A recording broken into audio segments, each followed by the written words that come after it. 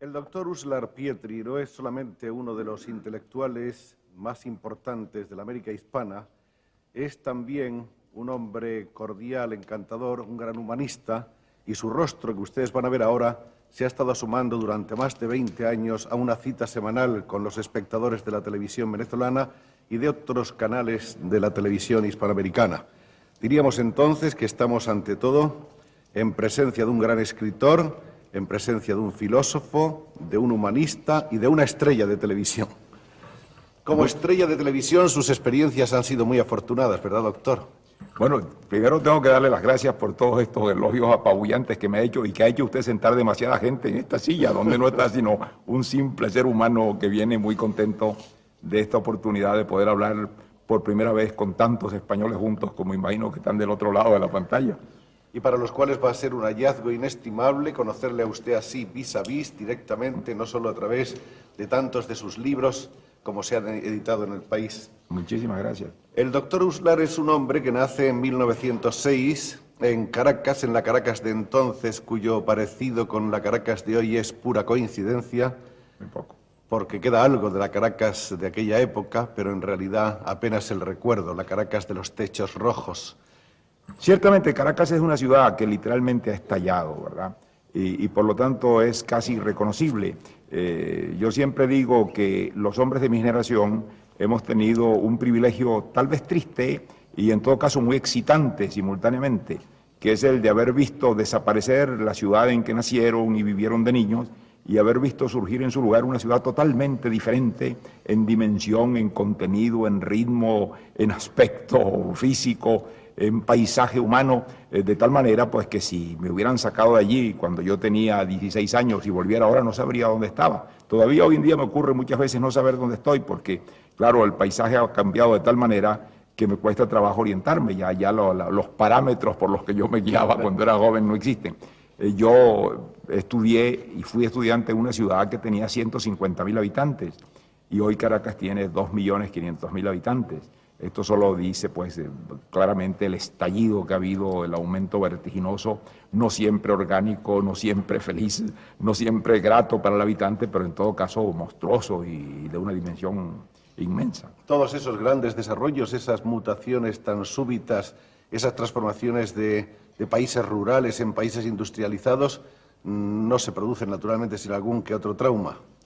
Con muchos traumas, ¿verdad? Desde luego. Venezuela sufrió la transformación de ser un país rural, de economía rural, un país donde las 3/4 partes de la población vivían en el campo y trabajaban en el campo, a ser un país de población urbana predominante. Hoy en día se ha completamente invertido la proporción. Hoy tenemos 3/4 partes de población urbana y apenas 1/3, si acaso, de población rural.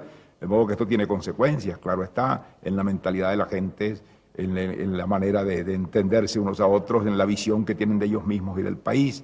Luego es un país que hoy en día, antes era un país muy aislado, y es un país muy comunicado, no solamente comunicaciones físicas, digamos, por tierra, carreteras excelentes, vías aéreas, puertos, sino por la comunicación también de estos medios electrónicos. El país está cubierto, ¿verdad?, por redes de radio, de televisión, y usted lo sabe muy bien, que lo conoce, estaba allí. Hoy en día se calcula que en Venezuela debe haber instalados bastante cerca de 1.500.000 televisores, de modo que es una cosa que hace que instantáneamente todo el mundo pueda comunicarse y estar recibiendo un mensaje similar. Es curioso que usted nace en una Venezuela que está asignada por la presencia histórica de un personaje muy curioso, un personaje muy importante que quizá los españoles no conocemos bastante, que es el famoso general Gómez. Juan Vicente Gómez. Sí. Con el cual además se encuentra usted como presidente durante muchos años de su vida, porque Gómez ha sido uno de los fenómenos de persistencia en el poder quizá más importantes de América. Sí, efectivamente estuvo siendo, no jefe del Estado todo el tiempo, porque él tuvo siempre la precaución curiosa en un hombre de su mentalidad de no sucederse a sí mismo nunca. Ponía a alguien a ejercer el periodo siguiente, ¿verdad? Pero claro, quedaba él con el comando efectivo. Él ejerció el poder en Venezuela durante 27 años hasta su muerte. Murió siendo presidente de la República. De modo pues que en realidad ha sido el hombre que ha ejercido por más largo tiempo un gobierno, y no solamente un gobierno, sino un gobierno muy de verdad, un hombre con un poder muy grande, con un poder de decisión absoluto, que tenía en sus manos todos los resortes de la vida pública y que llegó pues a dominar el país de una manera completa y absoluta. El país era en ese momento como si fuese una hacienda del presidente Gómez. Desde luego, en cierto sentido es verdad. Esto habría que traerlo un poco a una cierta referencia de cuadro histórico. Gómez era un caudillo hispanoamericano. Yo creo que no hay una palabra para definir este tipo de hombre. El caudillo hispanoamericano es un fenómeno que se da en una sociedad determinada, en una hora determinada, como representativo de una situación de evolución, de estructura social. La Venezuela rural, la Venezuela campesina, la Venezuela que estaba viviendo de una herencia española muy, muy mantenida y conservada dentro del ambiente rural particularmente, produce, como otros países hispanoamericanos en la hora de la independencia, ¿verdad?, ese tipo de hombre. ¿Lo produce por qué? Porque se crea un vacío político. Un vacío de poder que hay que llenar con algo. No solamente un vacío de poder, sino un vacío político, en el mejor sentido de la palabra, de ausencia de estructuras. En los Estados Unidos, la colonización a la inglesa, como los ingleses tenían un régimen parlamentario y representativo, crearon en sus colonias un régimen representativo. A imagen y semejanza. Exactamente. De modo que había un funcionamiento de representación por la cual los ciudadanos ejercían sus derechos, discutían las cosas de interés general, de modo que había pues una estructura de autogobierno. Que digamos. no existía en el caso del Imperio Español. En el caso del Imperio Español no existía porque tampoco existía en España y no iba a España a hacer en América lo que no hacía ahí en casa de ella, ¿verdad? De modo que era un sistema vertical donde todo partía de la corona, donde no había instituciones representativas prácticamente, donde la participación del ciudadano era prácticamente nula, donde todo venía de arriba y se recibía de arriba. Entonces, claro, cuando se decapita esa estructura se queda completamente inerte, no tiene cómo seguir viviendo, le han cortado literalmente la cabeza. Y hay que inventarle una cabeza. Entonces, claro, se crea un vacío. Los hombres de 1810 y 1811, los hombres que hicieron la independencia, tenían ideas, claro, y pensaban en una república a la americana, en una república a la francesa, y entonces trataron de implantarla, pero con una grave falla, era que no había tierra para implantarla, porque no había ninguna tradición de autogobierno, ninguna tradición de representación, por tanto eran cosas adventicias, superpuestas. ¿Y qué pasó con estos ensayos de república de 1810 y 11? Que terminaron no solamente en el caos, sino en la anarquía, ¿verdad? Entonces, en esa situación anárquica, así como el organismo da unos anticuerpos para defenderse de una infección, el organismo hispanoamericano dio de sí. El caudillo. Exactamente, dio de sí algo, una defensa, y ese fue el caudillo. ¿Y quién era el caudillo? El caudillo era un hombre del medio, era generalmente un hacendado, era generalmente un hombre del campo, un hombre que había ejercido autoridad como patrón de peones, y a quien le era muy fácil convertir a los peones en soldados. Había un intercambio muy sencillo, era la misma gente que en lugar de una azada cogían un fusil o un machete, el mismo machete de rozar monte le servía para combatir. Bueno, y con esos hombres él dominaba una región, y de dominar una región pasaba fácilmente a dominar el país. No era un militar profesional, no era un político profesional, no era un hombre con una ideología, era un hombre que representaba una tradición cultural rural de la España de los Austria, tal vez, ¿verdad? Una visión muy primitiva de sociedad de fundación, de sociedad de plantación, de sociedad jerarquizada, y eso es lo que él traslada a la escena nacional de un modo espontáneo. No es que él se pone a inventar una institución, él representa un hecho histórico, y ese hecho histórico lo traduce. Pues esa es la originalidad del caudillo hispanoamericano. Yo no lo defiendo, yo no lo condeno, como no defiendo ni condeno a un megaterio o a un pavo real, son productos de un medio, de una situación biológica. Son productos de su momento, de su tiempo, claro, y de las circunstancias que rodean esa época. época. Pero muy sinceros y realmente representativos. Ahora es curioso que los caudillos hispanoamericanos son muy variados, porque ciertamente Juan Vicente Gómez fue un caudillo, pero en cierto modo también fue un caudillo Trujillo, ¿o no? No. Yo creo que hay allí una confusión y sería bueno tratar de aclararla, y a mí me preocupa esa confusión. Trujillo fue un dictador. Claro, los caudillos eran dictadores, pero no todos los dictadores fueron caudillos. Trujillo es un hombre que se apodera del poder a la sombra de una serie de circunstancias momentáneas, pero él no es un hombre que sale de la sociedad de una situación de vacío para construir de hecho un mecanismo que le permita seguir viviendo esa sociedad, ¿no? Me gusta la matización, doctor. ¿Y cuáles son entonces, según usted, esos caudillos? Bueno, los caudillos no son muchos. Los caudillos podría nombrarle a la ligera, por ejemplo, Rosas en la Argentina, que es un caudillo rural de los más típicos y de los más cabales, ¿verdad? Hubo unos subcaudillos como Facundo, el hombre de Sarmiento. Hubo caudillos en México como Porfirio Díaz, que era eso, ¿verdad? Un hombre salido del pueblo mexicano y muy identificado con los instintos, con las reacciones, con los valores de ese pueblo. Hubo el caudillo muy famoso que dio Venezuela en 1830, José Antonio Páez, que era también un hombre del pueblo. José Antonio Páez fue un peón de ganados, ¿verdad? Un hombre que cabalgaba descalzo arreando reses, ¿verdad? Y que ese hombre en la guerra se transforma en un jefe militar, y de un jefe militar se transforma en un hombre que fue 3 veces presidente de Venezuela. Y que no solamente era 3 veces presidente de Venezuela, sino un hombre que llegó a tener un prestigio personal, un seguimiento. Los llaneros lo llamaban el Taita Páez, ¿verdad? Y le veían como un dios. Sí, como un ser, un piache, un brujo, un hombre que tenía unos ciertos poderes que no eran precisamente materiales, ¿verdad? Bueno, y por último, el último caudillo de ese tipo, que probablemente hubo en Hispanoamérica, y que fue un venezolano, que es Juan Vicente Gómez. Usted tiene que pensar que Juan Vicente Gómez, es muy curioso, Juan Vicente Gómez es un hombre que llega a los 43 años de edad siendo un hacendado, un pequeño hacendado de la frontera de Venezuela con Colombia. Un hombre para quien el mundo consistía en un camino de 50 kilómetros, que es el que va de San Cristóbal a Cúcuta. A la frontera. Exactamente. Y ese hombre a esa edad, que ya en esa época, a fines del siglo XIX, era la vida de un hombre, no se vivía mucho entonces.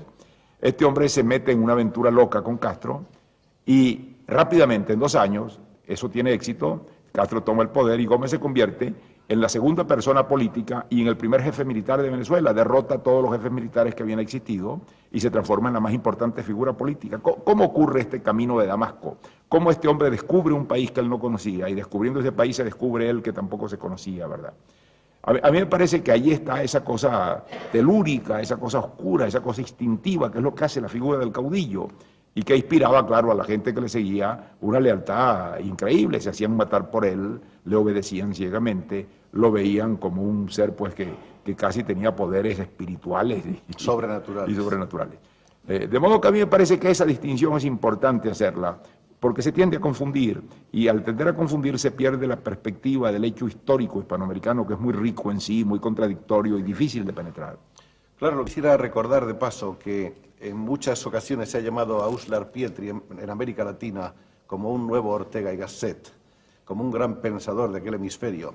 Yo quisiera recordar también... Yo quiero decirle que es muy exagerado eso, que yo admiro mucho a don José Ortega y Gasset, como lo admiramos toda la gente que leemos español y los que no leen español también, y que no creo que, desgraciadamente para mí, tenga mucho parecido con él. Claro, soy un hombre de curiosidad, soy un hombre de preocupación por las ideas, soy un hombre que trata de entenderse a sí mismo y de entender su tiempo, pero creo que hasta ahí llega el parecido. Versallescamente, doctor, vamos a dejar el tema y hablemos entonces de otras matizaciones que usted hace muy interesantes, muy inteligentes. Gracias. Por ejemplo, es curioso que en el año 1948, en un libro que usted dedica a las letras hispanoamericanas, hable sobre todo refiriéndose, me parece que es a los cuentos o a la narrativa en general de Latinoamérica, hable del realismo mágico, que había de ser una expresión que andando el tiempo se acuñara y ya casi todo el mundo se la atribuye. Y resulta que el padre de la criatura es el caballero que tenemos aquí delante. Bueno, no tanto como el padre, el primero que la utilizó en ese sentido. Sí.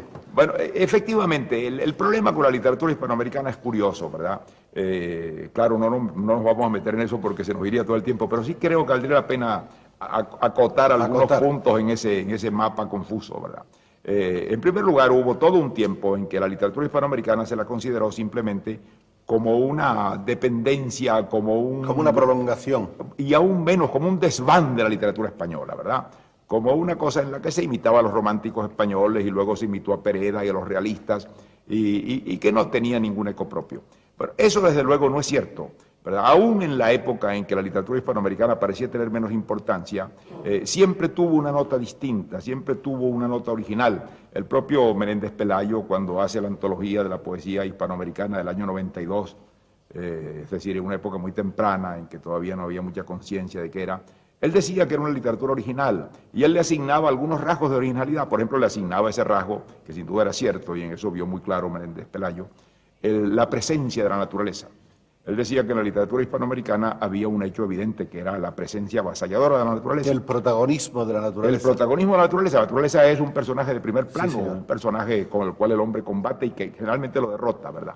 Bueno, esto es obvio porque la naturaleza es muy importante en el mundo hispanoamericano. La naturaleza tiene una dimensión que no se conoce en Europa. Avasalladora. Avasalladora, que no se conoce en Europa. Usted abandona una casa o usted abandona una ciudad y al cabo de 20 años es una selva, ¿no? La selva la invadió y la rodeó y la penetró. Desde luego la naturaleza tiene unas dimensiones gigantescas. Piense usted que en el punto en que está el Mont Blanc, el pico más alto de Europa, está una ciudad en la América Latina, está La Paz. Piense usted que los ríos más grandes que conoce Europa, ¿verdad? El Rin, el Sena, el Támesis, serían apenas pequeños afluentes del Amazonas o del Magdalena o del Orinoco. Piense usted que el Amazonas es un mar, es un río que, bueno, que no tiene orillas casi. Que usted llega a 200 kilómetros de la costa y echa un balde al agua y saca agua dulce, ¿verdad? Porque el Amazonas penetra en el océano hasta una distancia increíble. Y lo mismo la extensión de las llanuras, la dimensión de los bosques, la selva amazónica, que es una cosa impenetrable, ¿verdad? Y que es tan grande como media Europa junta. Bueno, de modo que aquella presencia... Y la geología y la meteorología. La meteorología, esa presencia tenía que hacer sentir primero al europeo que llegó desplazado, ¿verdad? Y en presencia de una naturaleza que no era la que él conocía y con una relación que no era la que él tenía establecida, o incluso una relación espacial. Una relación espacial es muy importante. Si esta mesa crece al doble, ¿verdad? Empezamos nosotros a no podernos encontrar. Y eso es lo que les pasó a ellos. Ellos de repente los muebles les cambiaron de dimensión, ¿verdad? La relación que había entre la ciudad y el campo, entre las alturas y el hombre, les cambia de pronto radicalmente al desembarcar en territorio americano. De modo que a ellos y a sus descendientes esto le ocasionó, claro, una modificación. Y esto explica la presencia de la naturaleza. En cambio, en la literatura española de la Edad de Oro, por ejemplo, es muy rara la presencia de la naturaleza.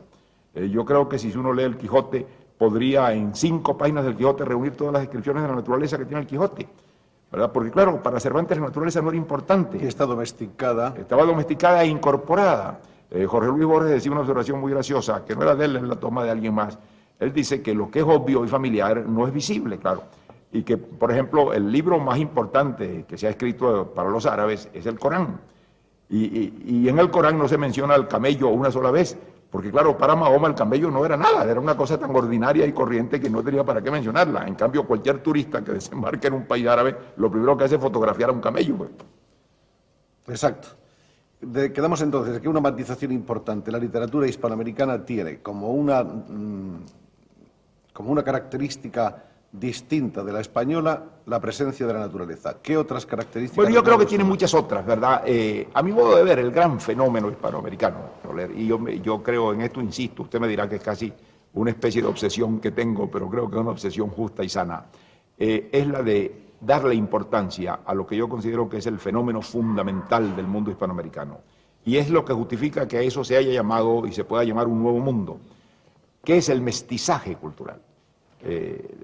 La América fue una ocasión para una mezcla de culturas de una importancia gigantesca. Piense usted en esto. Llega el español del siglo XVI y XVII, que era el representante de una cultura muy definida, de un juego de valores muy típico y muy caracterizado, y de repente cae en este ámbito geográfico que ya lo desacomoda, lo desarticula, lo desrelaciona, y lo hace pues colocar en una situación incómoda, digamos así, o nueva para él.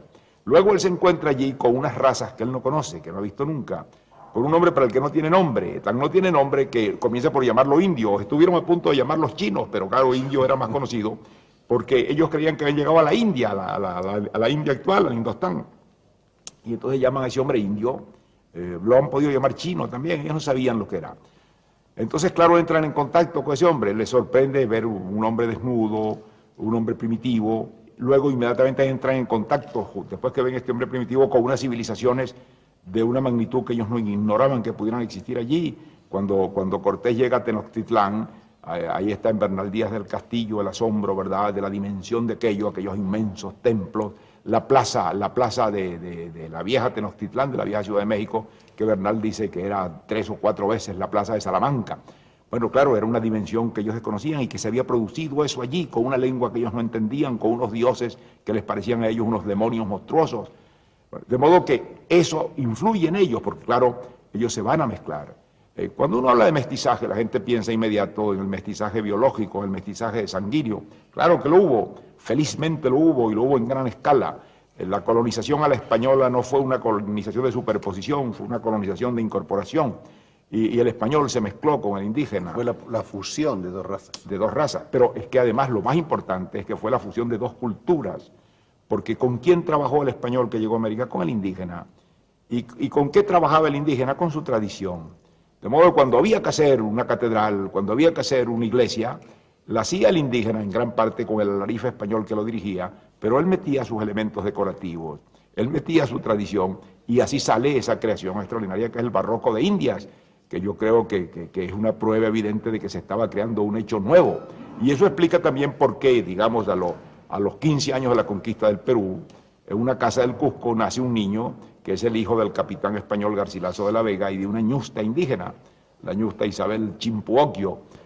Y ese niño es uno de los más grandes escritores del siglo de oro español, contemporáneo de Cervantes, es el inca Garcilaso de la Vega.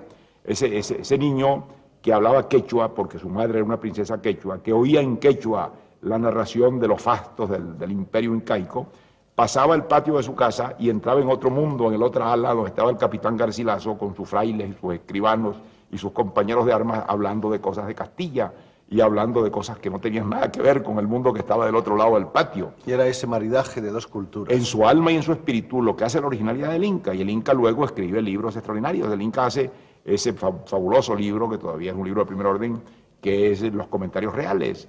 Los Comentarios Reales es la historia antigua del Perú, que él recibió de niño en la leche, y por el lado paterno, ¿verdad?, la historia de la conquista del Perú.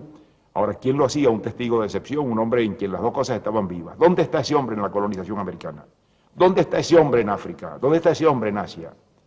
No, porque no hubo mezcla. De modo que ese mestizaje cultural, al cual se añade luego el negro tiene una importancia muy grande en toda la América Latina, que ha sido muy desdeñado. Desde luego no hay una cultura negra, porque las culturas negras son muchas y muy diversas.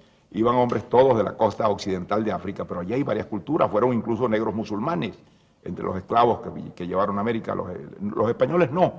Esto hay que hacerle honor a España.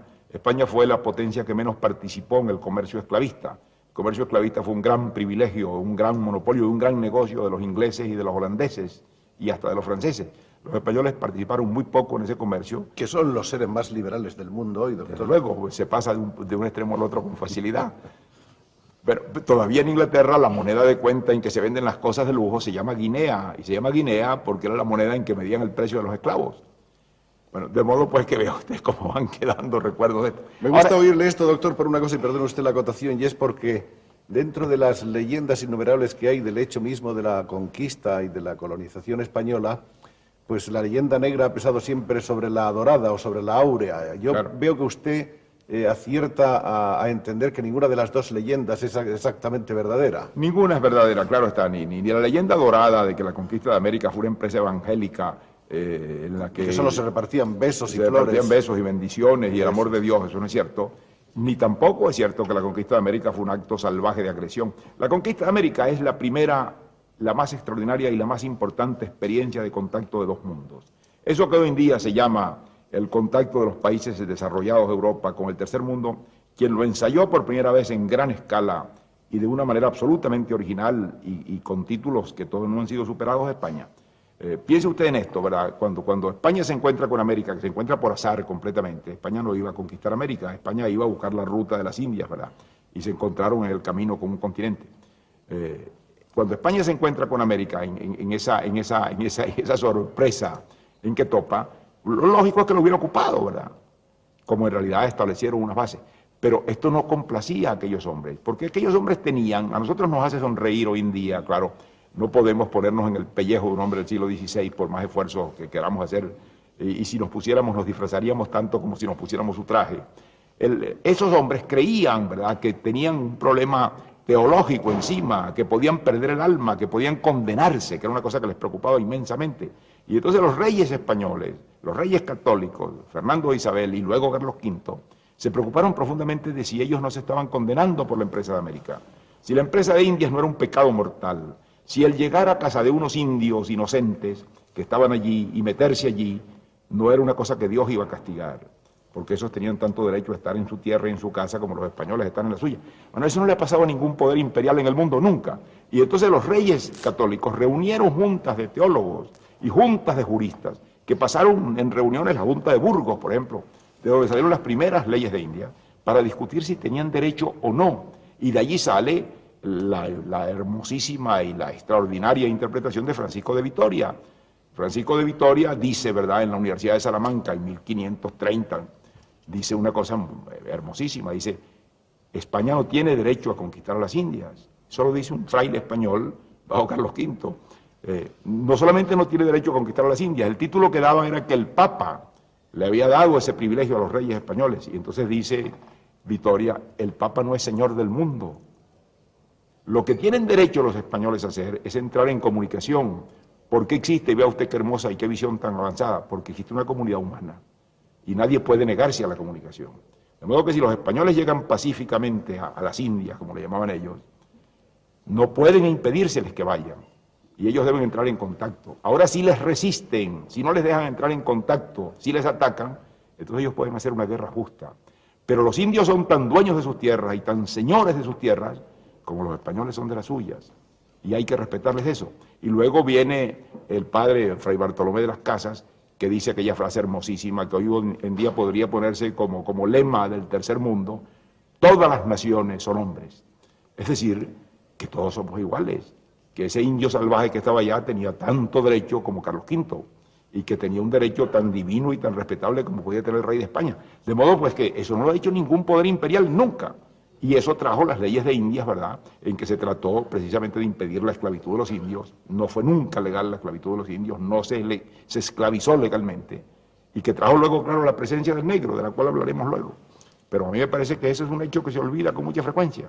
De manera que para usted, doctor Uslar, los españoles en la colonia y en la conquista estuvieron llenos de escrúpulos vistos desde cualquier otro meridiano, acaso excesivos. Hubo mucha contradicción y mucho escrúpulo por parte de la corona y luego por parte del conquistador. Vea usted esto que es curioso, ¿verdad?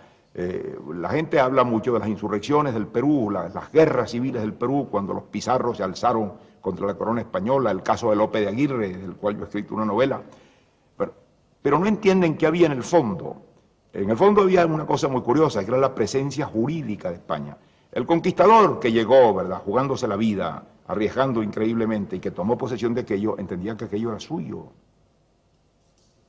Hay una carta extraordinaria de Lope de Aguirre para Felipe II, que a mí me parece una de las cartas más insolentes y al mismo tiempo más hermosas que se han escrito en el mundo, en que le dice: tú estás allá con tu corona en España, pero tú no has venido aquí a luchar y a pelear con los indios, y ahora tú mandas un bachiller a que venga y nos quite a nosotros lo que hemos conquistado luchando.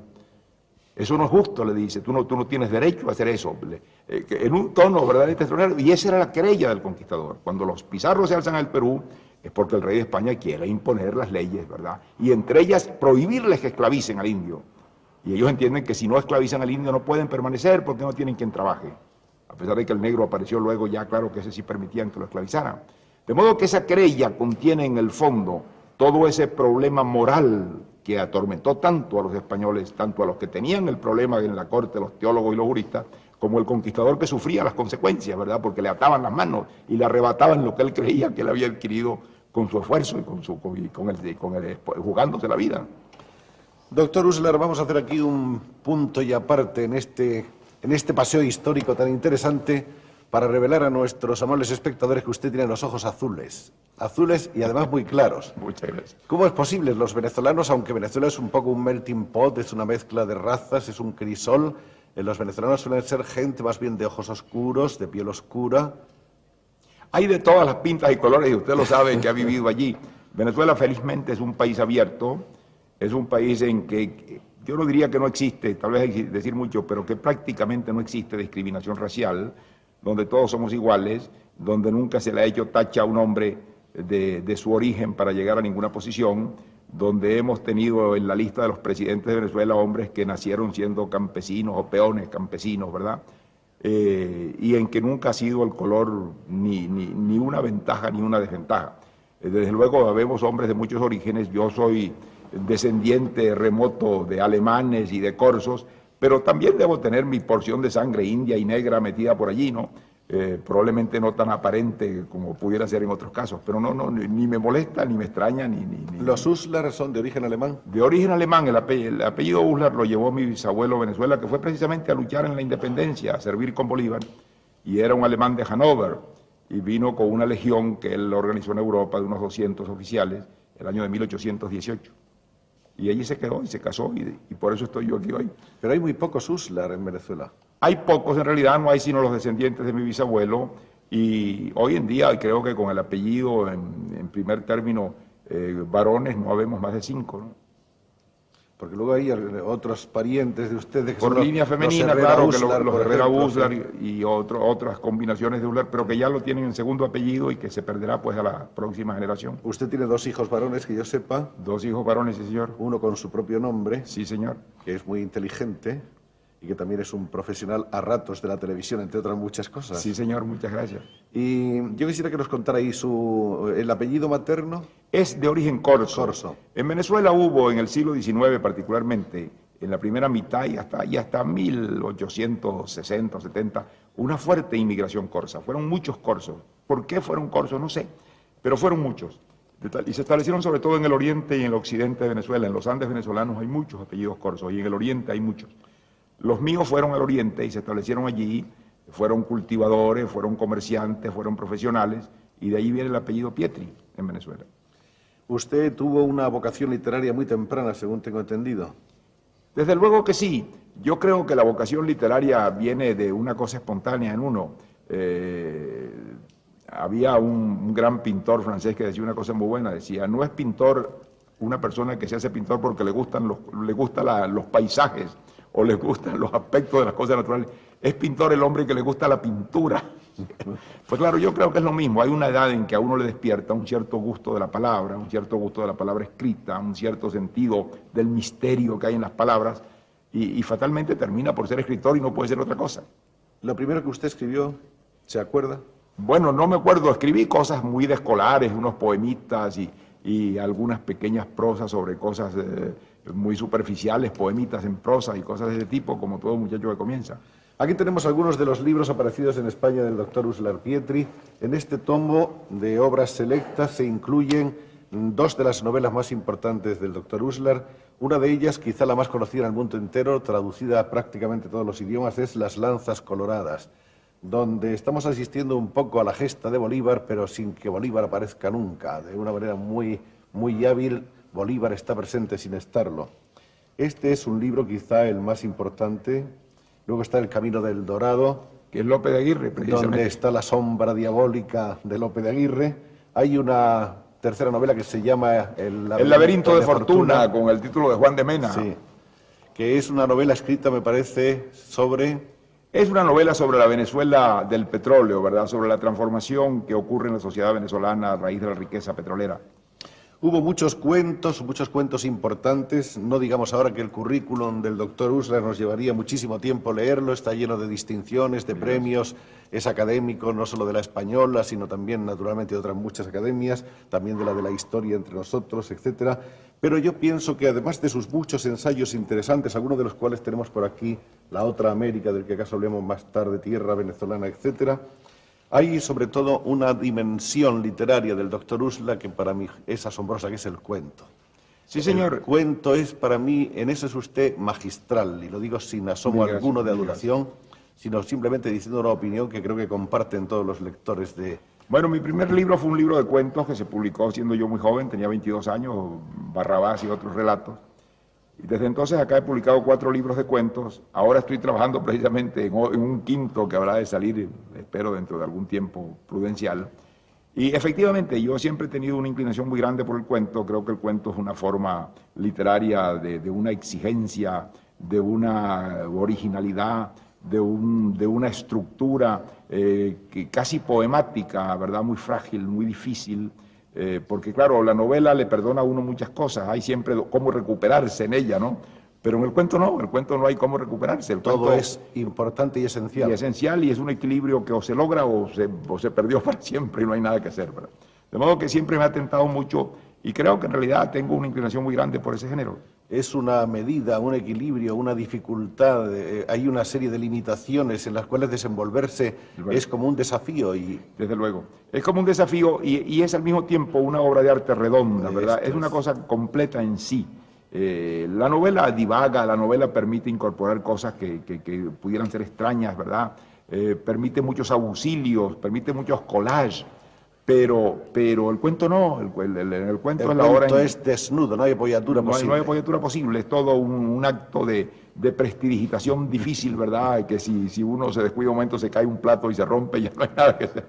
Como su personalidad es tan variada, doctor, vamos a hablar ahora de Uslar Pietri político. Usted ha sido una figura política, sigue siéndolo, eminente en su país. Ha sido candidato 2 veces, por lo menos, o una, no sé. Una oficialmente y otra casi oficiosamente a la presidencia de la República. Ha sido usted ministro unas cuantas veces, ha sido secretario de la presidencia, que es casi ser presidente. Ha sido usted senador bastantes años. 15 años, sí. Es usted ahora embajador de su país en la UNESCO. De modo que usted ha conocido una dimensión que no le está reservada más que a muy pocos en cada país. Usted ha conocido los entresijos de la política nacional y de la política internacional. Y en ese aspecto yo quisiera decirle, ¿cómo ve usted el momento de la Venezuela actual, esta Venezuela floreciente que ha ido superando una serie de traumas y de problemas en su desarrollo, hoy que tiene una de las economías más prósperas del mundo, cuando por iniciativa de un ministro de ustedes se ha creado la OPEP, de la cual los europeos no nos sentimos demasiado satisfechos, todo hay que decirlo, porque cada 2 o 3 meses nos dicen que paguemos un poquito más cara la gasolina? Doctor, ¿cómo ve usted la política de su país? ¿Es una política cerrada o es una política abierta? ¿Puede Venezuela aspirar a un liderazgo hispanoamericano? Yo no creo que Venezuela aspire a un liderazgo hispanoamericano, ni que esa sea una preocupación del país ni de los hombres que la dirigen. Y creo que además sería un error. Yo creo que si seriamente alguien pensara en liderazgos estaría falsificando la posibilidad real que tiene la América hispana, ¿verdad? La América española, la América hispana, la América latina, si va a hacer un papel en el mundo tiene que hacerlo sobre una base federativa, igualitaria, sobre un programa entendido por todos en los que todos participen, pero no con un liderazgo. Si se va a hacer con un liderazgo se va a falsificar y no se va a hacer. De modo que yo no creo que nadie en Venezuela piense en esos términos de liderazgo venezolano. Desde luego Venezuela puede desempeñar un papel importante dentro de eso por sus recursos, por su vocación unitaria. Venezuela es un país que ha tenido siempre una gran vocación unitaria. No se olvide usted que la guerra de independencia de Venezuela fue una guerra hispanoamericana. Los hombres que dio Venezuela en la independencia, Miranda, Bolívar, Sucre, no fueron hombres que pensaron en términos venezolanos nunca, pensaron en términos hispanoamericanos completamente. En términos casi continentales. Bueno, Bolívar decía una frase muy hermosa, decía, nuestra patria es la América. Exacto. Bueno, y era su lucha. Yo diría aún más, él pensaba en términos hispánicos. No piense usted una cosa, y este es un aspecto muy curioso que no se ve muy claro. Yo creo que los españoles conocen poco la independencia de la América Latina, porque para los españoles la independencia es la de Cuba, pero que es la más reciente, sí, la de Cuba y Puerto Rico. Es el 98, claro. Claro, y el 98 es el último capítulo. Claro, sí. Y es una cortina de humo que ha tapado lo otro, ¿verdad? Pero lo otro era muy importante, porque lo otro en realidad fue una guerra civil.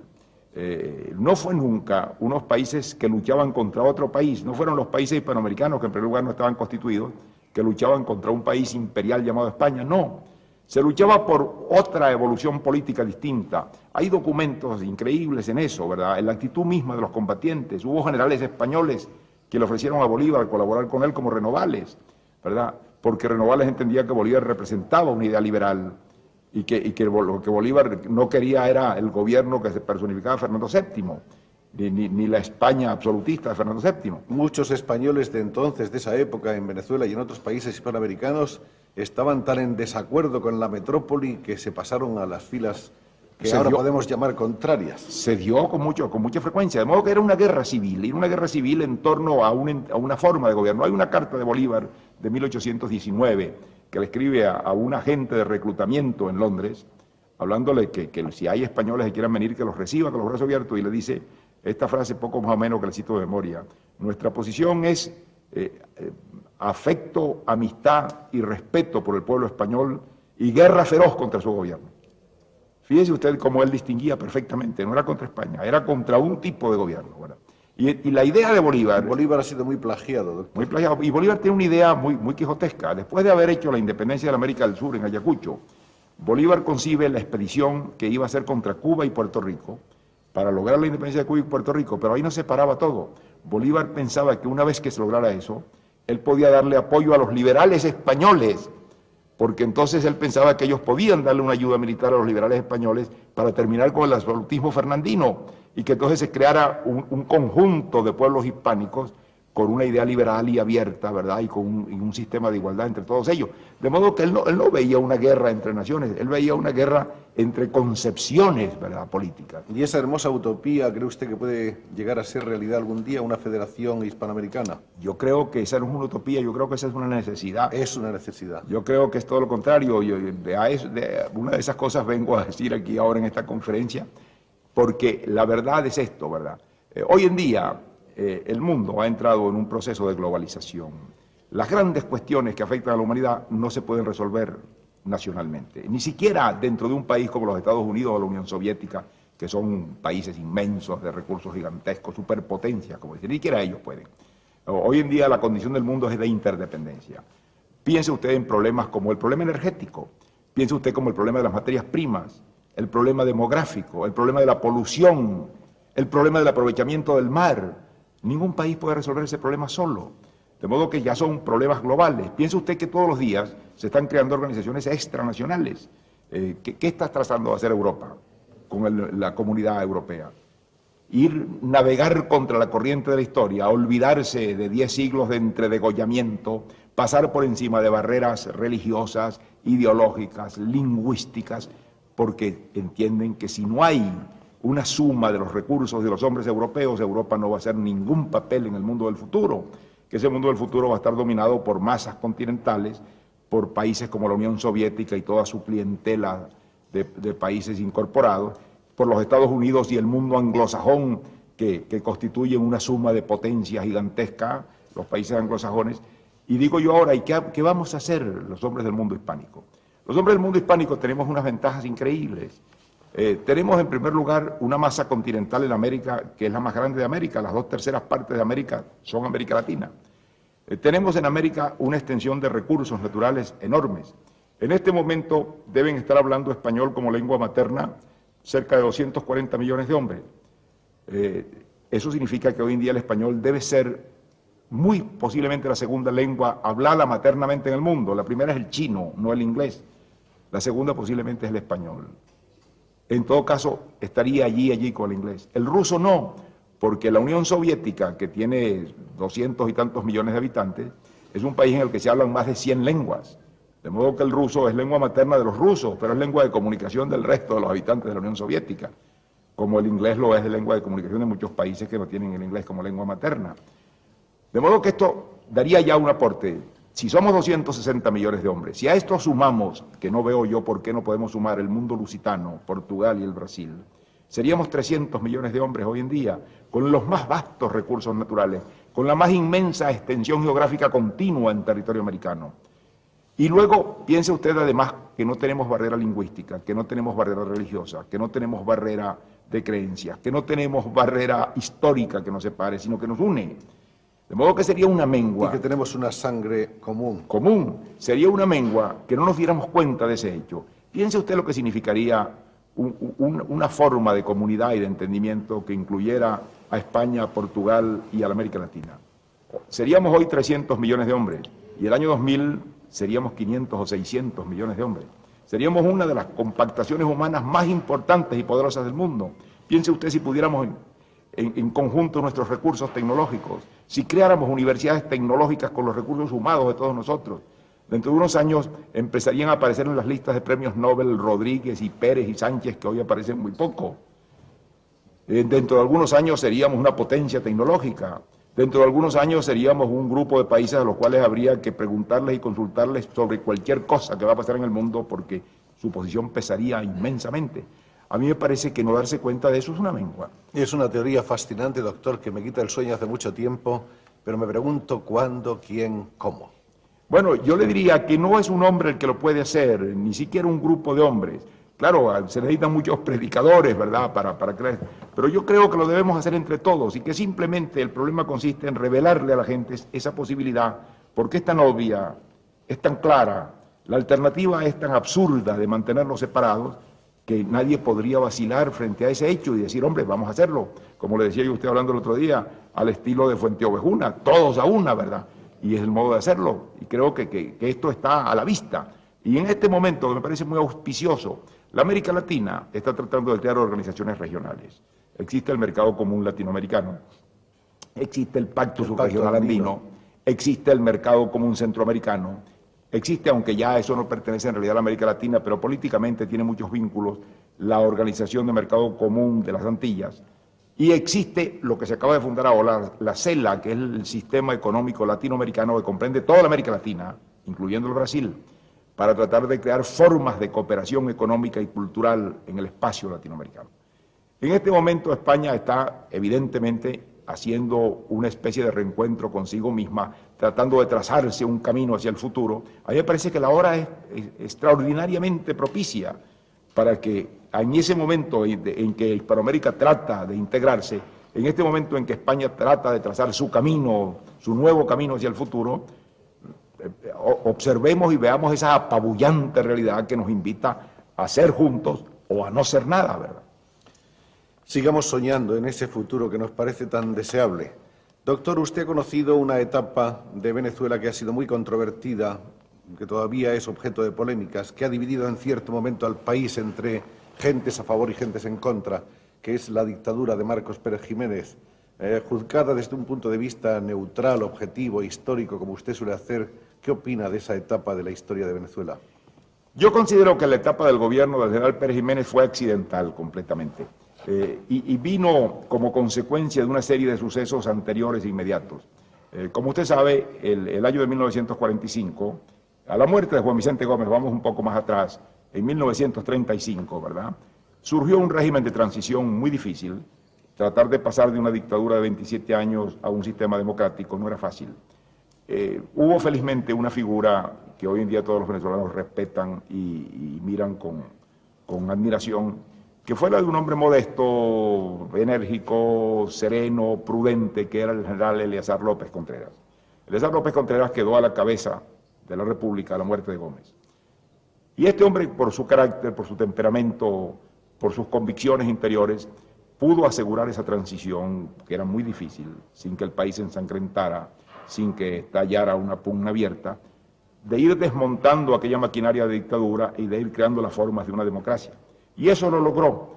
Detrás de él vino en el periodo siguiente el general Isaías Medina. Yo formé parte del gabinete de López Contreras y luego fui hombre muy importante en el gobierno de Medina. Y ese gobierno amplió muchísimo más, de modo que cuando Medina estaba terminando su periodo, en Venezuela estaban legalizados todos los partidos políticos, desde el Partido Comunista hasta la extrema derecha. En Venezuela había libertad absoluta y completa de expresión en todas las formas. Y en ese momento, por unas razones que no vamos a analizar aquí porque nos robarían mucho tiempo, se produjo el golpe de Estado del 18 de octubre, que derroca al gobierno de Medina y que se hace por una unión de un grupo de militares jóvenes con un partido político pequeño en aquella época que estaba empezando, que era Acción Democrática. Es allí donde aparece esta ruptura. Se crea entonces, claro, un régimen de facto que después de un funcionamiento de 2 o 3 años desemboca en unas elecciones en las que resulta electo Rómulo Gallegos, el gran escritor. Ese gobierno de Gallegos duró muy poco, duró 9 meses apenas. Parece que el maestro, que era un escritor maravilloso, no era en cambio un gran político. No era un hombre con habilidad política, sin duda alguna. Era un hombre pues, que tenía una visión generosa de la política, pero no tenía ninguna noción de la política práctica, de la cocina política. De la carpintería. De la carpintería política, ¿verdad? Ahí le fallaba. Pero el hecho es que las pugnas interiores y la rivalidad entre los militares que se consideraban los autores del golpe y el partido que se había asociado a ellos y que consideraba al mismo tiempo que era él quien tenía los derechos para ejercer el poder, esa pugna ligada al descontento de los desplazados y de los que habían visto con malos ojos del golpe, trajo un contragolpe. Este contragolpe creó un gobierno puramente militar, que ocurrió el año 48 en Venezuela. Es dentro de este gobierno que el entonces teniente coronel Pérez Jiménez asciende a ser una figura importante. Una de las varias figuras, porque eran 3. Eran 3, sí, tiene usted razón, era una especie de gobierno colegiado, pero había un presidente nominal que era Delgado Chalbó. Entonces, claro, esto evoluciona, como era lógico, a pasar del plural al singular, ¿verdad? Entonces, en esa evolución termina Pérez Jiménez por ser el hombre que aparece como la cabeza visible y el único. Y entonces queda como presidente de Venezuela, después también de unas elecciones que él desconoce, el año de 52, y se mantiene en el poder por 4 años y tantos, hasta que el propio ejército se insurrecciona no contento con su dictadura, no contento con la forma en que llevaba el gobierno, y entonces se instaura en Venezuela esta nueva época que comienza exactamente el año de 1958. El 23 de enero. Y que ha durado hasta hoy. Ya llevamos 4 elecciones presidenciales, hay libertad absoluta y completa de organización política en todo el país, no hay cortapisas para nadie, se manifiestan todas las opiniones políticas, se han hecho 4 elecciones presidenciales, que es ya bastante, y en esas 4 elecciones ha pasado ya 2 veces un fenómeno que es una prueba de fuego para los sistemas políticos, que es que la oposición ha llegado a ser gobierno. Era gobierno Acción Democrática y el Partido Demócrata Cristiano le ganó las elecciones hace 6 años y fue al poder el doctor Caldera, que era el dirigente del Partido Demócrata Cristiano, de COPEI. Sí. Y luego, hace 3 años, perdió las elecciones COPEI y las entregó pacíficamente al candidato de Acción Democrática que volvió al gobierno. De modo que un régimen institucional que ha resistido ya y lleva 18 años de sistema político liberal, abierto, representativo. Con todas las libertades. Con todas las libertades, sin restricción para nadie. Con plena libertad de expresión. Con plena libertad de expresión y de organización. Y que simultáneamente pasa por esa doble prueba de fuego de que el partido que está gobernando tiene que entregarle el gobierno al opositor y no pasa nada. No hay sacudida, no hay sangre, no hay violencia. A mí me parece que es una buena prueba de que en Venezuela se ha estabilizado un régimen democrático. Estoy convencido de que es así, doctor. Y además a mí me tocó ocasionalmente asistir a algunos de estos hechos que usted ha narrado tan maravillosamente. Recuerdo sobre todo esa madrugada del 23 de enero. Yo estaba preso. Estaba usted prisionero todavía porque usted no era amigo de Pérez Jiménez. Sí, señor. Y creo que en esos momentos, cuando Pérez Jiménez se elevó en una avioneta desde el aeropuerto de La Carlota y salieron todos los venezolanos a la calle haciendo sonar todos los claxons y gritando y cantando. Una especie de carnaval, ¿no? Fue como un carnaval, una explosión de júbilo increíble. Bueno, yo asistí a ese carnaval porque yo salí de la cárcel Modelo de Caracas a las 3 o a las 4 de la mañana y me dirigí al Palacio de Miraflores, al Palacio Presidencial, y atravesé todo ese carnaval. ¿Y el presidente actual, Carlos Andrés Pérez? El presidente actual, Carlos Andrés Pérez, es un hombre del Partido de Acción Democrática, una figura muy veterana en la política venezolana dentro de su partido. Es un hombre enérgico, un hombre de carácter, un hombre con grandes deseos de empujar la modernización de Venezuela y desde luego está poniendo mucho empeño para llevar adelante un programa que le ofreció al comienzo de su gobierno, pero es realmente el Partido de Acción Democrática quien ha vuelto al poder. Y que hubo 2 eslogans muy curiosos de su campaña. Uno de ellos era democracia con energía, sí, y el otro era ese hombre que camina. Ese hombre que camina, porque él marchaba mucho a pie y hacía unas caminaba caminatas. Siempre delante de la gente y entre el pueblo. Eso era muy bonito. Era hacía unas caminatas larguísimas. Muy interesante. Era un caminador, 100%. Sí, hablando otra vez del campo de las letras, ha habido naturalmente una gran vinculación entre los escritores españoles y los escritores venezolanos. Recuerdo a Andrés Eloy Blanco, al que en España se conoce más que por su poesía en general, por una sola poesía en particular, el Canto a España, que dio origen a una canción llamada Angelitos Negros. Angelito Negro. Y sin embargo él escribió un canto a España que es una maravilla. Sí, muy hermoso, muy hermoso. El año de 1923 le dieron un premio de la Academia Española y él lo vino a recibir aquí. Hubo un acto solemne allí en Santander donde estaban los reyes y allí recibió el premio. Luego estuvo Rufino Blanco Fombona, que residió algunos años en España y, cosa curiosa, siendo venezolano, llegó a ser gobernador civil en España. De 2 provincias. De 2 provincias. Fue gobernador de Almería y gobernador, creo que de Canarias. Él era un hombre del partido de Lerroux, él era un hombre muy inquieto y muy revuelto, muy español por lo demás. Él se vinculó mucho a la vida española y vivió aquí muchos años. Y aquí en España inició una empresa cultural muy desconocida hoy en día y que en realidad merece un mayor reconocimiento. Él fundó una pequeña editorial que se llamaba Editorial América y fue el primero que se puso sistemáticamente a dar a conocer la literatura hispanoamericana en España.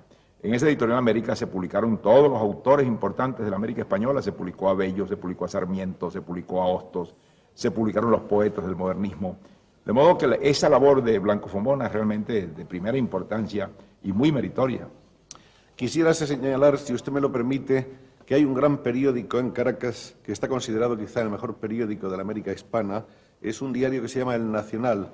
Es un periódico que es perfecto, es bellísimo, es un periódico además muy bien maquetado, además con muchísimas colaboraciones, con unos suplementos literarios y de entretenimientos que son excepcionales. Periódico que ha estado dirigiendo durante 5 años el doctor Uslar Pietri, sí, señor, quien sin embargo no abandonó el periodismo, ese periodismo tan absorbente allá, porque le leemos a usted todas las semanas en un periódico español, en el Noticiero Universal, si no recuerdo mal, una sección que escribe usted para una cadena de periódicos de todo el mundo. En efecto, yo estoy hace muchos años ya escribiendo una columna semanal que debe ser una de las más difundidas en el mundo de lengua española. No tengo estadísticas para poder saber cuál es más o menos, pero de todos modos se está publicando en este momento más o menos en 50 diarios en lengua española.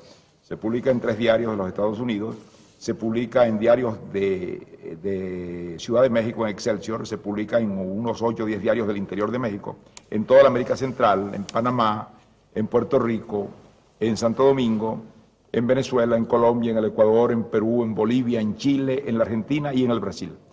De modo que, y esta mención que acaba usted de hacer a España. De modo que yo creo que tiene una difusión muy grande, es una columna semanal en que trato temas de toda índole, políticos, de política internacional, de cultura, de la situación del hombre, en fin, de todas las cosas que me parece que tienen actualidad. Y encima de eso hago también una colaboración mensual de periodismo, de comentario, de interpretación, en una revista en lengua española que tiene mucha circulación actualmente, se llama Visión, que se edita, que tiene su sede en Londres y que se distribuye en toda la América Latina y creo que en España también. Doctor, hay una cosa sobre la que quisiera hablarle, y es qué impresión le dio a usted cuando los comentaristas y los estudiosos de la narrativa hispanoamericana, que habían considerado siempre 3 títulos como los grandes monumentos de la literatura, y esos títulos usted sabe que son Vorágine, Doña Bárbara y Don Segundo Sombra, añadieron a partir del año 31 un 4.º título, Las Lanzas Coloradas. Bueno, muchas gracias por la referencia tan honrosa que me hace usted y tan generosa. Desde luego, satisface mucho. Usted sabe que Las Lanzas Coloradas fue un libro de juventud mío que se publicó aquí en Madrid.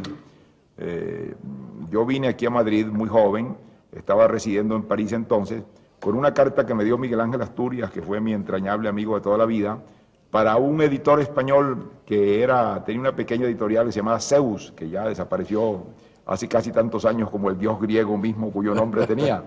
Bien, y allí me recibieron muy bien y traje mis originales, les interesaron y los publicaron. Y el libro tuvo mucho éxito, recibió críticas excelentes en España y fuera de España, y desde entonces se ha editado y reeditado infinitas veces. Una de las últimas veces lo hizo la editorial Salvat en la Biblioteca Básica, y de esa edición que se hizo hace 1 año y medio, 2 años, se tiraron en total al final 450.000 ejemplares, que yo creo que en español es una cifra bastante respetable, ¿no? Medio millón de ejemplares, sí, además de las 14 o 15 ediciones de Losada y de todas las otras ediciones anteriores. Sí, señor. Es quizás su libro más difundido. Yo creo que sí, fácilmente. Yo leí alguna vez que se iba a llevar al cine. Se ha intentado muchas veces llevarlo al cine y no se ha cuajado en esto, porque tiene grandes problemas de realización. Es una película cara, hay batallas, hay un movimiento de masas muy grande, y claro, desde luego esto hace que el cine sea muy costoso. Si fuera una película que pasara en el interior de una casa, pues claro, sería mucho más fácil realizarla. Doctor, ¿por qué a la mayoría de los venezolanos con los que he hablado no les gusta la biografía de Bolívar escrita por Madariaga? Bueno, yo le voy a decir, con Bolívar ha pasado y pasa mucho un problema que es inevitable, ¿verdad? Bolívar es un hombre de una dimensión extraordinaria. Bolívar es una de las grandes figuras del mundo hispánico. Yo considero que una figura de la dimensión de Cortés, o una figura de primerísimo orden, ¿verdad?, que pertenece a todo el mundo hispánico. El disparate es no verlo así y seguirlo viendo como un insurgente, como alguien que se alzó contra. No, se alzó pro, y se alzó pro a algo en que todos participamos. Pues bien, claro, existen unas gentes, en Venezuela particularmente, y no solamente en Venezuela, en otros países bolivarianos, que han tratado pues de sublimar la figura de Bolívar, creyendo que con eso, claro, crear un mito, creyendo que con eso lo favorecen. A mi modo de ver, lo dañan porque lo convierten en un ser tan irreal, tan falto de verdad histórica, que le quitan todo mérito. Si Bolívar era un semidios, no hizo nada, claro. Ahora, si Bolívar era un hombre corriente y moliente, un venezolano del siglo XIX, con toda una herencia de vida criolla de 3 siglos en el lomo, con todas las limitaciones de su tiempo, y que hizo lo que hizo, es un hombre verdaderamente excepcional y extraordinario. Ahora, claro, ese hombre tenía defectos, tenía fallas, tenía equivocaciones. No nació Bolívar un día, se fue haciendo una larga experiencia de lucha en que él fue conociéndose a sí mismo, conociendo su propia dimensión y conociendo la dimensión de su empresa y lo que tenía que hacer. Y en ese aprendizaje cometió errores y cometió equivocaciones que él mismo reconocía y que no tenía ningún empacho en reconocer. Ahora, claro, se puede ver a Bolívar de muchos ángulos. Desde esa versión canónica, ¿verdad?, Angélica. Santificada y Sí, angélica, ¿verdad? santificante. Exactamente, que es aburrida y tonta y que no es el Bolívar vivo, hasta muchas visiones de otra índole.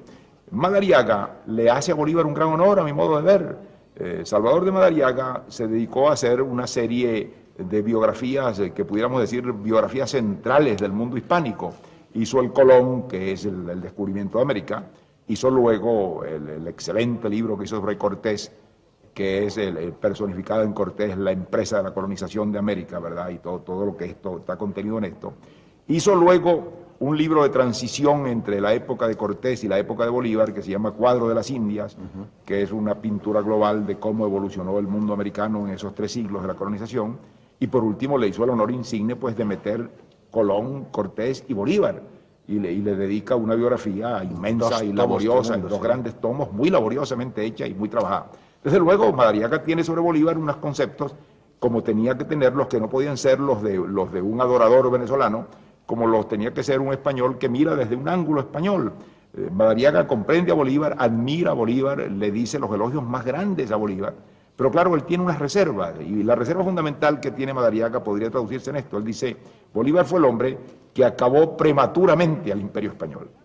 El Imperio Español no ha debido acabarse todavía en ese momento, el Imperio Español ha debido terminar tal vez de una forma más evolutiva, y Bolívar precipitó ese proceso, creando en su lugar una situación caótica, de la cual pues Hispanoamérica sufrió para salir de allí.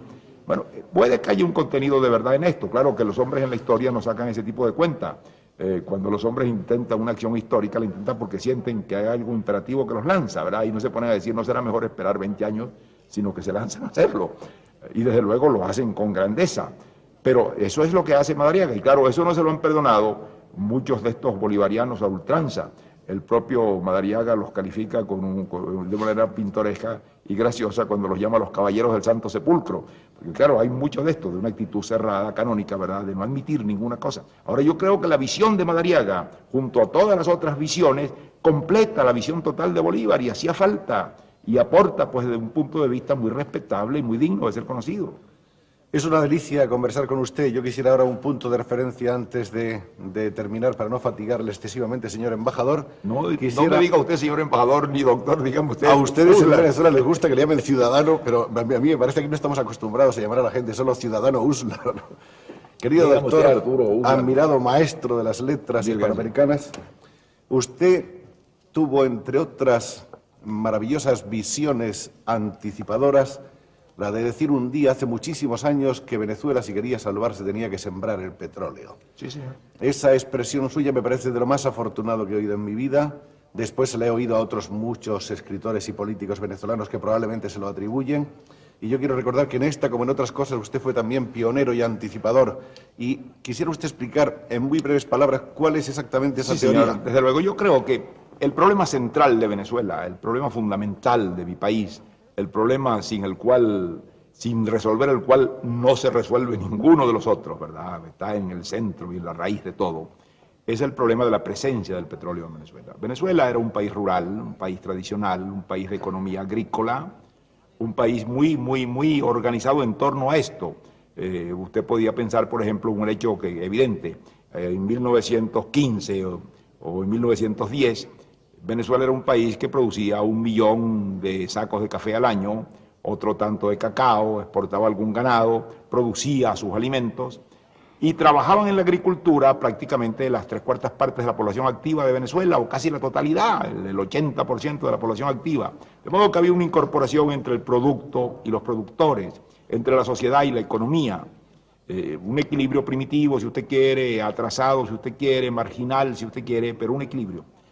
De pronto en ese país aparece el petróleo, y aparece de una forma gigantesca. Y un país que había sido hasta entonces el 5º exportador de café del mundo, se convierte en un lapso de 15 años en el primer exportador de petróleo del mundo. Es decir, en el primer exportador de la materia prima más preciosa que ha conocido la civilización occidental. Y entonces empieza una carrera galopante por la cual Venezuela pasa de producir 100.000 barriles de petróleo diarios, que parecía un escándalo, a producir 4.400.000 barriles de petróleo diario. ¡Qué barbaridad! Bueno, claro, Es asombroso. esto significa sencillamente desbordar sobre un país de estructura tradicional, de economía tradicional, un torrente de dinero que no siempre hace mucho bien, ningún torrente hace mucho bien cuando cae encima de una gente, ¿verdad? Entonces, ese torrente de riqueza y de posibilidades económicas se canalizó sobre todo a través del Estado venezolano por la participación que el Estado tiene en la riqueza petrolera y ocasionó deformaciones gigantescas. Y entonces ha pasado este fenómeno que se lo voy a decir a usted brutalmente con las cifras. De una economía que era producida por el trabajo de las 3/4 partes de la población venezolana, que era la economía rural, hemos pasado a una economía petrolera. ¿Usted sabe cuántos venezolanos trabajan en la industria petrolera? 24.000. De modo que la riqueza venezolana... ¿Y cuántos técnicos americanos? Muy pocos. La riqueza venezolana la producen 24.000 personas. Y el resto de los venezolanos somos de una forma u otra participantes y beneficiarios de esa riqueza que producen 24.000 personas. Antes éramos participantes de una riqueza que producía toda la población. Ese es el desequilibrio fundamental. Claro, ¿cuánto va a durar el petróleo? Yo no lo sé. Las reservas petroleras de Venezuela parecen muy grandes. Las reservas estimadas oficialmente están en el orden de los 16.000 millones de barriles de petróleo, que si usted calcula que hoy en día vale $10 un barril de petróleo, pues es una montaña con la que soñaría Alibaba. Pero junto a esto, piense usted que el petróleo es perecedero, que cada barril de petróleo que sale es un barril de petróleo menos por la eternidad, y que si Venezuela no se ingenia para utilizar esa riqueza producida por un capital que está quemando y destruyendo, para convertirla en una riqueza renovable y permanente, una riqueza de la agricultura, de la cría, de la industria, de los servicios, pues va a vivir un ciclo de inmenso peligro, porque va a llegar un día en que el petróleo pierde importancia o el petróleo se acabe y Venezuela no va a tener de qué vivir. Entonces yo decía, para decirlo de una manera gráfica, hay que sembrar el petróleo. Es decir, nosotros tenemos que coger esa riqueza que nos produce el petróleo e invertirlo en crear en nuevas fuentes de riqueza. En fuentes de riqueza permanente. Es decir, la paradoja venezolana es tan simple como esta. Es decir, Venezuela tiene que lograr, con una economía petrolera apabullante, crear una economía no petrolera permanente. No es fácil, porque la economía petrolera crea condiciones adversas, porque Venezuela tiene muchos dólares y facilidades inmensas de importar, porque para exportar tiene la barrera de la moneda, claro que le facilita las importaciones, porque tiende a una inflación continua por la abundancia de medios financieros. Y porque cuando se es rico no se piensa nunca en la pobreza. Y porque, claro, es muy fácil cuando se tiene un tío rico que le pague a uno todo, y nosotros tenemos un tío muy rico que es el petróleo. Exacto. Ahora lo hemos nacionalizado, ahora la responsabilidad total del petróleo está en manos del Estado venezolano y la del hierro, y yo espero que los venezolanos tengamos suficiente conciencia del riesgo y de que el tiempo nos ha sido dado limitadamente y que no tenemos más de 10 o 15 o 20 años para realizar esa transformación, y si no la realizamos estamos corriendo hacia la catástrofe. Me parece una teoría fascinante, una teoría por otra parte tan práctica, tan evidente, que es que no puede haber otra. Lo que no sé es si Venezuela ha seguido o no sus sabias palabras, doctor. Sería injusto decir que no se hace, no mis palabras, y que no haya seguido esa política, ¿verdad? La verdad es que sí se ha sembrado mucho petróleo. Yo que he vivido pues esa transformación de mi país, evidentemente la Venezuela de hoy no tiene nada en común con la Venezuela de hace 35 años, y no solamente porque hay más dinero, claro, y más abundancia de bienes, sino porque se han hecho muchas cosas. Hoy en día en Venezuela existen 17 universidades, cuando yo era estudiante habían 2. Hoy en día en Venezuela existen medios de comunicación, usted los conoce, extraordinarios. Yo creo que es el país mejor comunicado de toda la América Latina, redes troncales de carreteras, servicios aéreos que cubren todo el país, comunicaciones electrónicas, puertos, aeropuertos, obras de irrigación de inmensa envergadura, y se están haciendo inversiones gigantescas en desarrollo industrial y eléctrico. En este momento Venezuela ha completado la etapa de Guri, que lleva la producción hidroeléctrica de esa región a 3 millones de kilovatios hora, y la idea es llevar a Venezuela en un lapso de 10 años a 8 millones de kilovatios, lo cual convertirá la cuenca de la desembocadura del Caroní y del Orinoco en una de las zonas industriales más importantes del mundo. Estamos produciendo 1 millón de toneladas de acero, pero ya están hechos los planes y las inversiones para que en 8 años o 10 años lleguemos a 8 o 10 millones de toneladas de acero. De modo que todo esto significa pues que en algo se está sembrando el petróleo, tal vez no en toda la cantidad y en la intensidad en que habría que hacerlo, pero se está haciendo. Yo no sería justo si no aprovechase la oportunidad de tener esta ocasión de hablar con el doctor Uslar Pietri para decir que soy, como constan a todos los que me conocen, un gran amante de Venezuela y de su pueblo. Es un país maravilloso, es un país de una belleza increíble, variadísima por otra parte, es un país de gente cordial, de gente cariñosa, He estado trabajando unos años allá en este medio, en televisión precisamente, y he sido muy feliz en esos años venezolanos que añoro y de los que siento verdadera nostalgia. Y me he asomado al paisaje del interior de Venezuela, por las calles de Coro, por los médanos. He estado en Canaima, en el Salto Ángel, me he ido a los cayos de la costa oriental, he estado paseando. Conoce a Venezuela mejor que muchos venezolanos, Probablemente sí, la conozco y la estimo muchísimo. Y me encanta aquí haber estado asomándonos a su lado otra vez, quizá con el mejor guía que uno puede tener a la realidad histórica, literaria, política y económica de ese país. Yo le doy a usted las gracias muy sinceramente. Yo sé, me consta, lo conozco por experiencia propia, que ha sido usted no solamente un excelente amigo de Venezuela, sino un hombre que ha sido útil a Venezuela y que ha tratado de aportar toda su experiencia y su utilidad a esa empresa abierta que es la empresa de hacer un país, que es en la que estamos metidos los venezolanos. Sé que mira a mi país con inmenso cariño, esté usted seguro que se lo pagamos en la misma moneda, que le apreciamos, que le estimamos y que le agradecemos todo lo que por Venezuela ha hecho y hace. Y que yo personalmente le agradezco infinitamente esta oportunidad que me da de hablar con todos estos españoles que espero que nos estén viendo, y haber tenido la oportunidad de decirles estas cosas y de invitarlos sobre todo a que mediten en todo lo que podemos hacer juntos, hispanoamericanos y españoles, en esta hora del mundo. Es una invitación que vamos a seguir todos, mientras reiteramos al doctor Uslar Pietri nuestra gratitud por haber honrado este programa y por haber hecho felices a tantos españoles hablándoles esta noche. Muchas gracias.